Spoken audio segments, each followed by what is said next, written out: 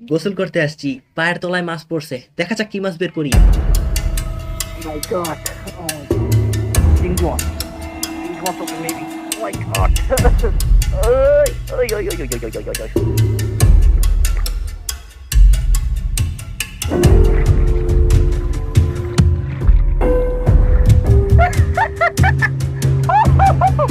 এটাকে খাওয়ার উপযোগী করতে হলে প্রথমে পাগুলোকে ফেলে দিতে হবে, কারণ এগুলার পা অনেকটা শক্ত হয়ে থাকে আর এর পাও দিয়ে তারা শিকার ধরে থাকে।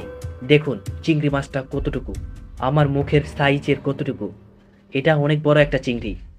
চিংড়ি যত বড় হয় তার স্বাদ তত বেশি হয়ে থাকে।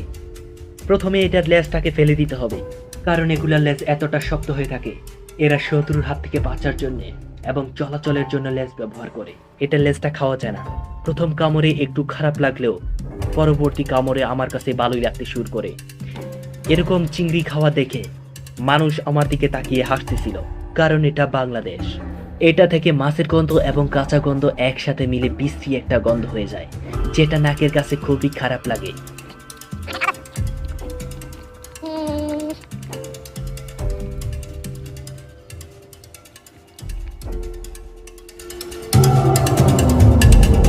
এই জাতের চিংড়িগুলো অনেক চালাক হয়ে থাকে।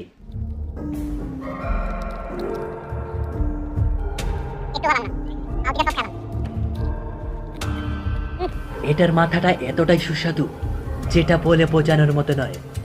চাইলে আপনারাও ট্রাই করতে পারেন। আর মাথার ভিতরে এগুলো হচ্ছে ময়লা, যেটা খেতে একেবারে বিশ্রী লাগে।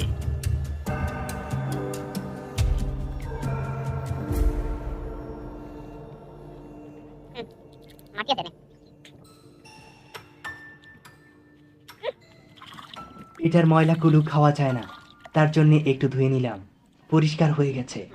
এখন খাওয়া যাক।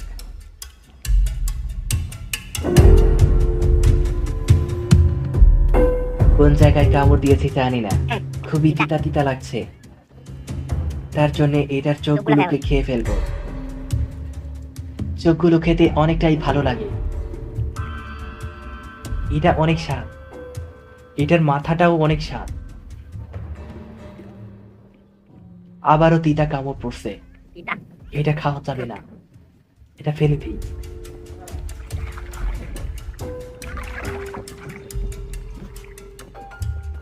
সবাই ভালো থাকবেন, সুস্থ থাকবেন, স্বাস্থ্যবিধি মেনে জীবন চলবেন। আমার মতন এরকম পাগলামি করবেন না। ভিডিওটা ভালো লাগলে কেমন হয়েছে কমেন্টে জানাবেন। একটু লাইক, কমেন্ট, শেয়ার, সাবস্ক্রাইব করবেন।